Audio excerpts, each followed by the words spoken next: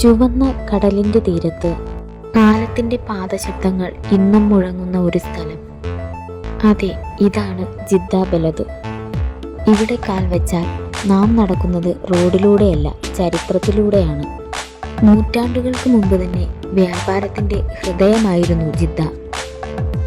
ആഫ്രിക്കയും ഏഷ്യയും ബന്ധിപ്പിച്ച കടൽ വഴിയിലൂടെ ഒരുപാട് വ്യാപാരങ്ങൾ ഇവിടെ സംഗമിച്ചു. പിന്നീട് ഇസ്ലാം വ്യാപിച്ചതോടെ ജിദ്ദ മാറി മക്കയിലേക്കുള്ള ഹജ്ജ് യാത്രക്കാരുടെ ആദ്യ വാതിലായി. അനേകം തീർത്ഥാടകർ അവരുടെ പ്രാർത്ഥനകളും കണ്ണീരും പ്രതീക്ഷകളും ഈ മണ്ണിൽ ഇന്നും ശേഷിക്കുന്നുണ്ട്. ജിദ്ദ ബലദിലെ പഴയ വീടുകൾ നോക്കൂ. കോറൽ കല്ലുകളിൽ പണിതാവ, കാറ്റിനെ അകത്തേക്ക് ക്ഷണിക്കുന്ന റോഷാൻ ജനലുകൾ, സ്വകാര്യതയും സൗന്ദര്യവും ഒരുമിച്ച് സംരക്ഷിച്ച ഒരു കല. ബൈത് നാസിഫ് പോലുള്ള വീടുകൾ ഒട്ടോമൻ കാലത്തിൻ്റെ ഓർമ്മകൾ സൂക്ഷിക്കുന്നു. ഒരു കാലത്ത് സൗദി രാജാവ് അബ്ദുൽ അസീസ് നടന്ന വഴികൾ ഇന്ന് നമ്മളും നടക്കുന്നു.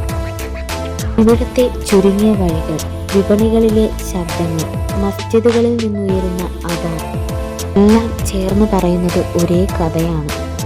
ജിദ്ദ ബലദ് ഒരിക്കലും മരിച്ചിട്ടില്ല. കാലം മാറിയെങ്കിലും ഈ സ്ഥലത്തിൻ്റെ ആത്മാവ് ഇന്നും ജീവനോടെ നിൽക്കുന്നു. അതുകൊണ്ട് തന്നെയാണ് ജിദ്ദ ബലദ് ഇന്ന് യുനെസ്കോ ലോക പൈതൃക പട്ടികയിൽ ഇടം നേടിയത്. ഇത് വെറും ഒരു ടൂറിസ്റ്റ് സ്ഥലമല്ല, ഇത് ഒരു അനുഭവമാണ്, ഒരു ഓർമ്മയാണ്, ഒരു യാത്രയാണ്. ജിദ്ദ ബലദ് നമ്മളോട് ചോദിക്കുന്നു, നിങ്ങൾ ചരിത്രം കാണാൻ വന്നതാണോ?